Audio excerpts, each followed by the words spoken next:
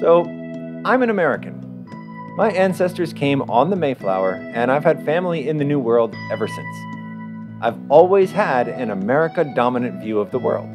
Now, you might say that's simply because I have such long roots here. After all, the last name Hicks may not be the most attractive family name in America, but it is one of the most common. This is the home of my people for 400 years. But could it be more than that too? Today on Something's Happening Here, we will see that maybe, just maybe, there is a deeper reason why America has such a dominant image and role, not just in my life, but across the world. So put on your prophecy hats, friends, for today's show called The Beast from the Earth.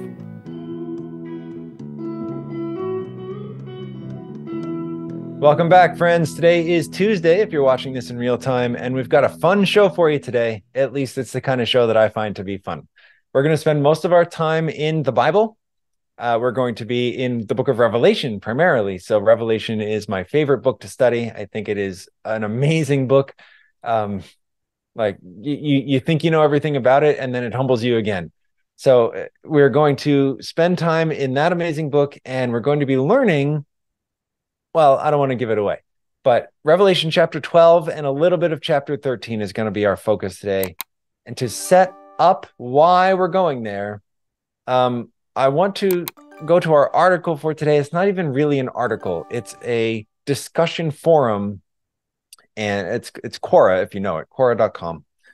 And it asks a question that I kind of asked in the opener, right? I said that my entire worldview, absent of God's kingdom, right? But my earthly worldview is 100% America dominant. And, I said, maybe that's just because my roots are here for 400 years, but also maybe there's a deeper reason. So this person on Quora is asking a very similar question. Why does it feel like everything happens only in the US? And in fact, every answer that I read, except this first one, takes the because you're an ignorant American kind of position. Because America is all full of itself, and the first answer does that too, but at least it's more, it's less of an insult, I think. There is something about the United States of America that has always set it apart from the rest of the world. It was the very first of the British colonies to break away in independence. So there's that. But also, as the rest of the world has progressed toward the kind of globalist, secular, humanist kind of position that it's in right now, America has not really been part of that journey. We have always been the kind of exception to everything. In fact, American exceptionalism is often derided as a position of arrogance, like, I think I'm exceptional and you're just average, right? But really, all that is saying is that America is the exception. That's why it's exceptional, right? So the rest of the world uses the metric system, but we've got 12 inches to a foot, that kind of a thing. Why is that? Let's go to Quora. This first answerer says, I live here, meaning the US, and I can admit that USA tilts the cultural scales. Point number one, we have a massive consumer economy. Our citizens and corporations buy everything constantly. Paying customers equals attention. Point number two, we're kind of cultural narcissists that expect everyone to make a big deal out of us. Someone shouts, hey, look at me. You're probably going to look at them, even if they have a garbage healthcare system and everyone can buy unlimited guns for some reason. And then point number three, and you can tell the age of this post, right, by this comment. We just elected a reality TV game show host with no prior experience as our leader. I mean, hell, you try to avoid watching this garbage fire. I think, tongue in cheek on that last point a little bit, but I think generally this is right. America, the American dollar is, at least for now, the global currency reserve. If it were not for America, World War II would have ended differently. If it were not for America's reconstruction efforts after the war, the entire world would be different right now. If it weren't for America fending off the Soviet Union, the world might even be communist. I mean, America, the imprint that the United States has had on the modern world, at least since 1940, is unarguable. You'd have to be asleep for 3 generations to not understand that. So that's true from a point of view of kind of the world. All of those things are true until relatively recently, like until my generation, movies came from Hollywood. And sure, I mean, other countries made movies too, but all the movies that you knew were from Hollywood. You know, The Marriage of Maria Brown, excellent German movie from the 1970s. Do you know that movie exists? Of course not, right? So it's only been recently that Hollywood has given up its monopolistic stand for the entire wide world. America is where things happen, and there's a spiritual reason why. Please join me in Revelation chapter 12. Now, I'm going to quickly run out of time if I don't do this more briefly than I would like to, but the chapter 12 follows the church of God's people from the very dawn of time until the very end of time, right before Jesus comes. There are some symbols you need to understand that are commonly used in Bible prophecy broadly and apocalyptic prophecy, like Revelation and Daniel specifically. One of those being that the figure of a woman is used to represent churches, or a church or churches. And you get this maybe most clearly from Ephesians 5:25, where husbands love your wives even as Christ loved the church, right? And so Paul is setting up that parallel right there. But you see it also when God called Israel his bride in Jeremiah, I think chapter 4. So that's why. So when we see a woman in prophecy, we have to be thinking about God's people. It is representative of a group of God's people. We use the word church. That's not always accurate, but a group of God's people.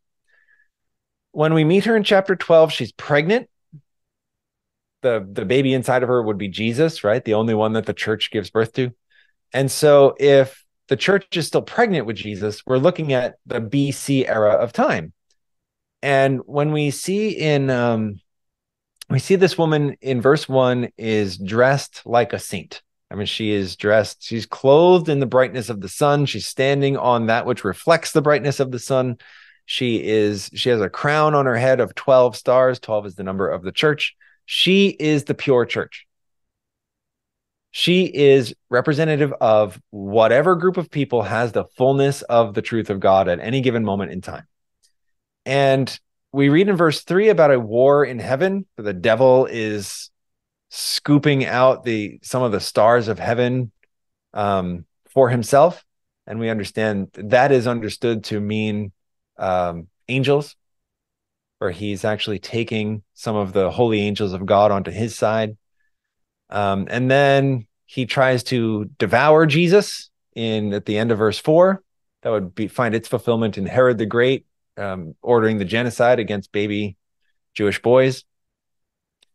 Verse 5 is the entire life and ministry and death and resurrection and ascension of Jesus Christ, all in one verse. Verse 6 then is the woman fleeing from some sort of danger that happens after Jesus goes away, and she stays there 1,260 days. From there, we have a bigger picture of the war in heaven. Tells us it was between Michael and the dragon and their respective angels. It tells us the dragon was cast out as a result of that war. He found his new home in the world. And so this war in heaven has to have happened before the creation of the world, because at the creation of the world in the Garden of Eden, the devil's already there in his fallen form, right? And so all of this, you can see how this whole thing is a prophecy that stretches the entirety of known time. And it does skip back and forth. Like we have the war up there in verse 3, and then it shows up again in verse 7. There's a linguistic reason for that. Revelation is not written chronologically. But you see that when you find the starting point of the war in heaven, the events which follow happen chronologically. So the war in heaven in verse 7, the falling of Satan and his angels in verse 9, And then the cross is verse 10. Now salvation, strength in the kingdom of our God and the power of his Christ have come. And verse 12, because of the cross and the victory there, the devil is now trapped on the world. He has come down to the earth and he cannot leave anymore. Unlike in the Old Testament, he seems to have been able to go back to heaven, at least to visit, as we see in the first 2 chapters of the book of Job. So he is now here and he's mad about it. Verse 13, we have again the woman fleeing to a foreign place. I guess that's verse 14. But verse 13 tells us why. The devil really hates Jesus, but now that Jesus is in heaven and he can't go to heaven, he can't get to Jesus anymore. So he goes instead after the woman, God's people. Verse 14 tells us how she flees, just like she did back in verse 6, and for the same period of time. Times and half a time is the same period as what we read in verse 6 as 1,260 days. And maybe we'll circle back to that if we have time, but that's a long period of time that encompasses the Middle Ages, like the entirety of when the church was kind of the emperor over Europe. And verse 15, the serpent spewed water out of his mouth like a flood after the woman. Now, water is another symbol that we need to understand. Revelation 17, verse 15 tells us that the water represents peoples, nations, multitudes, languages. So like the kind of mess of humanity all at once. And the devil is trying to get to the woman, but she's hiding for a long, long, long time. And so he spews water out of his mouth. He spews a mess of humanity from everywhere he can gather them out of his mouth to go after the woman, to flush her out of hiding, that she might be carried away. Now, verse 16 is the whole point of why we went through this. The earth helped the woman, and the earth opened its mouth and swallowed up the flood which the dragon had spewed out of his mouth. So let's quickly go to Genesis chapter 1, verse 10, and understand that what is the earth?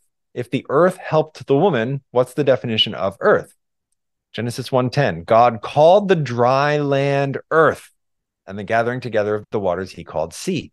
So the woman had to flee because of water, and she fled to the earth, which is the absence of water.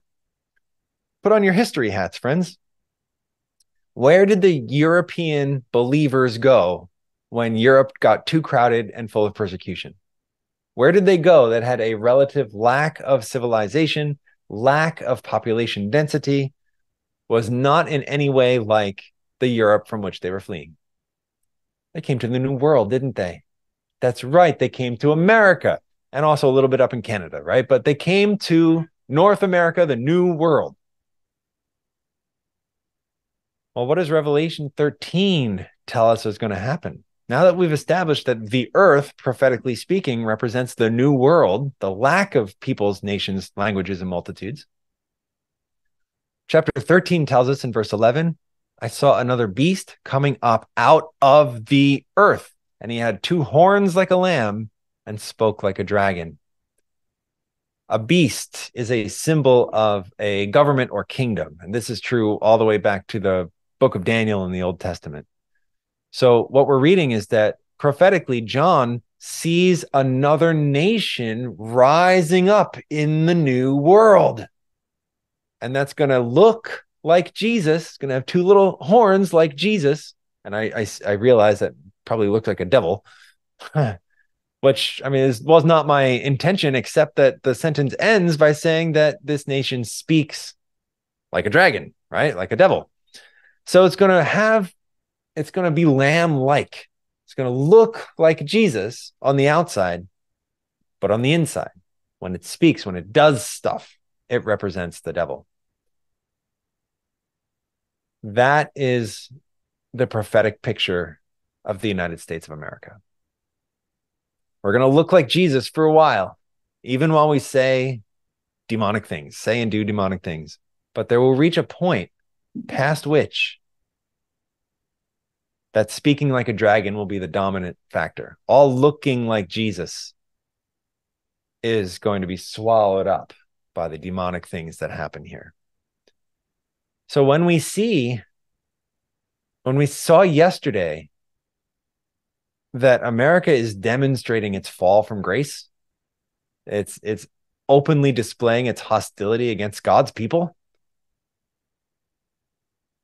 This is what that's preparing us for.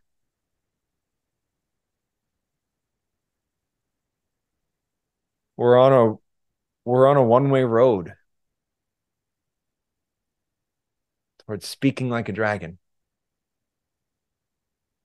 I know this means that we have always spoken like a dragon, but we're not, I think, in the fullness of Revelation 13 yet. So any dragon speak that's happened already will be worse by the time we get here. Even if there was not such a high humanitarian cost to the kind of hatred against Jews that we're seeing, and there is, I'm not saying there isn't, there definitely is, but I'm just saying, even if there was not that humanitarian cost, this is why anti-Semitism in America is such a big deal. This is why being fallen from grace is such a big deal, because it's setting us up to be on a road from which there will be no recovery, and for which the only conclusion will be the return of Jesus Christ. So that's not a very happy place to end, but I hope it helps to ring the alarm bells in our minds. Like, we can't just keep this up. This whole, hatred against the Jews thing is not just a political moment in time. It means so much more than that. And we're all going to find out what it means sooner rather than later, I think. But I want you and I to be on the side that knew what it meant enough to not have to get the wrath of God as a result of it. Let's love everybody. Amen. But let's also choose to be on God's side, no matter what. We can't stop what is prophetically guaranteed from happening, but individually, we can be surrendered to God. We can accept the beauty of salvation, and we can look forward with joy to the soon coming and soon appearing of Jesus Christ. Let's pray. Loving Father, it is a heavy thing for me, 400-year ancestral resident of this wonderful nation. It's difficult for me to understand where you have promised this land is going. And yet you have promised it. So steel our hearts, S-T-E-E-L, steel our hearts against that day and prepare us for the even greater day when you will come to take us home. And Lord, protect us against any thoughts at all that will put our loyalty here on the earth when we know there is nothing for us here except death. Give us your vision of the future, Lord, and seal us for that great day. Amen. Okay, and before I say goodbye to you, friends, I got to make sure you know how to join us again tomorrow. So on Facebook, please like the page where you're watching this. On YouTube, please subscribe to the channel and also hit your notification bell. It's a two-step process. On Rumble, hit your follow button, please. And on Locals, you're already a part of the community if you're watching this on Locals. Please prayerfully consider becoming a paid supporter. That really helps us a lot. You can also go to talkingdonkeyinternational.org/podcast and stay tuned, because we will have a new website shortly, and I'm looking forward to being able to tell you all about it. May God bless you. I hope you have a good night, and I will see you back here for more Something's Happening Here.